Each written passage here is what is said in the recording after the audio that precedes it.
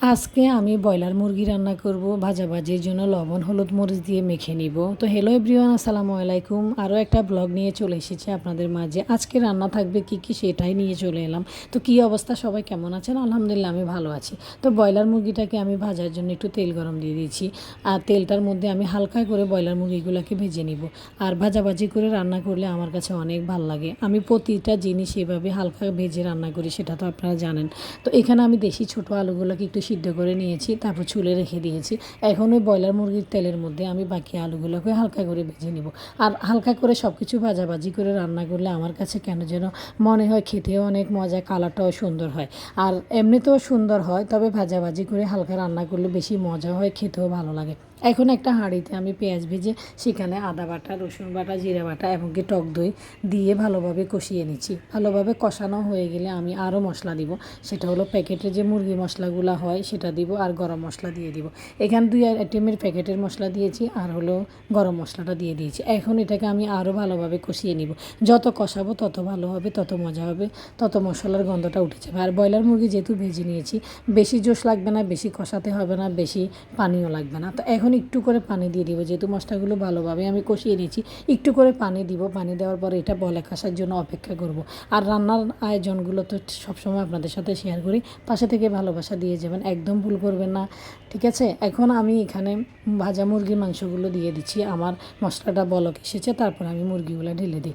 এখন এগুলাকে ভালোভাবে নেড়ে চেড়ে দিব, মশলাগুলো সব গায়ে মিলিয়ে দিব। মানে মুরগিটাকে সম্পূর্ণ মশলার মধ্যে মেখে ফেলবো। যেহেতু আমার ভাজা মুরগি বেশি বেশি জোশ লাগবে না। এখন আমি আলুগুলো দিয়ে দিয়েছি। ব্রয়লার মুরগি একদম নরম টাইপের, যার কারণে আলু আর মুরগি একসাথে দিয়েও রান্না করা যায়। আর এটা সিদ্ধ হতে একদম সময় লাগে না। তো যার কারণে আমি আলুটাকে মুরগিটাকে ভালোভাবে অল্প যে ঝোল দিয়েছি এটার মধ্যে ভালোভাবে কষিয়ে নিব।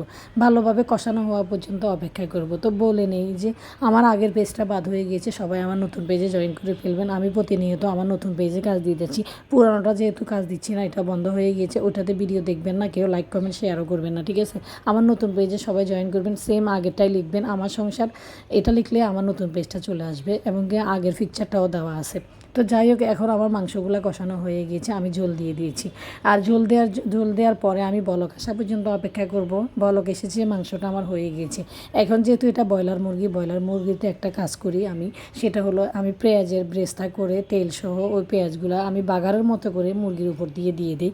তাহলে আমার কাছে একদম বেশি মজা লাগে ব্রয়লার মুরগি। আরেকটা রান্না বসিয়ে দিয়েছি, মুসুরির ডাল দিয়ে পাট শাক রান্না করব। আর এই পাট শাক রান্নার জন্য আমার ডালটা একদম পারফেক্টভাবে নরম হয়ে গিয়েছে। এখানে আমি শুধু রসুন বাটা, পেঁয়াজ, কাঁচামরিচ দিয়েছি, আর একটু টমেটো দিয়েছি। আর এখন আমার শাকটা যেহেতু দিয়ে দিব, আমার ডালটা হয়ে গিয়েছে, এই অবস্থাতে আমি শাকটা দিয়ে দিব। আর শাকটা, পাট শাকের জোশটা বেশি লাগে না, আপনারা জানেন। গ্রিন গ্রিন কালার করে নামাতে হলে একটা দুটা বলক আসলে শাকটা নামাতে হবে। আর পাট শাক বেশি জোশ করলে একদম মজা নেই, কালার নষ্ট হয়ে যাবে। আর কালার সুন্দর থাকার জন্য, মজা থাকার জন্য একটু উল্টিয়ে পাল্টিয়ে হালকা করে নামিয়ে নিলে এই শাকটা আমার হয়ে যাবে। আর এই শাকের মধ্যে বেশি করে পেঁয়াজ এবং রসুনের মরিচের বাগার দিতে হবে। শাকটার মধ্যে সবচাইতে বাগারটা হলো ইম্পর্টেন্ট, যেহেতু এখানে আমরা কোনো মাছ দিব না, শুধু ডালের উপরে রান্না হবে। আর ডালের তরকারিতে যদি বাগার দেওয়া না হয় একদমই মজা নেই। শাক আমার হয়ে গিয়েছে, এখন আমি নামিয়ে রাখবো, পরে বাগা দিব। এখন একটা ফ্রাই প্যান বসিয়ে সেখানে আমি শুটকি আর মরিচ দিয়ে দিয়েছি, আর সাথে কিছু কই মাছ ছিল, রান্নার জন্য মাছ নিয়েছিলাম, সেখান থেকে 2 টুকরো মাছ ফ্রিজে রেখে দিয়ে পরে আমি ভর্তার জন্য সেটা নামিয়ে নিই। শুটকিগুলো ভাজা হয়ে গিয়েছে, নামিয়ে নিচ্ছি। আলুগুলো হয়ে আসবে, একটু পরে নামিয়ে নিব। এই তো আমার হয়ে গিয়েছে। এখন আমি শিলপাটাতে ভর্তা বাটার জন্য অলরেডি বসে গিয়েছি। মরিচগুলো আগে ডলে নিয়েছে, তারপর আলু নিচ্ছি ডলে। তারপর আমি এখানে শুটকি মাছ যা যা আছে সব কিছু ডলে ভালোভাবে মিশিয়ে বেটে নিব। আর এই শিলপাটার ভর্তা যারা খেয়েছেন তারা তো জানেন, অনেক লোভনীয় মজা। তো পাশে থাকবেন। Thanks for watching. আল্লাহ হাফিজ, দেখা হবে নেক্সট ব্লগ।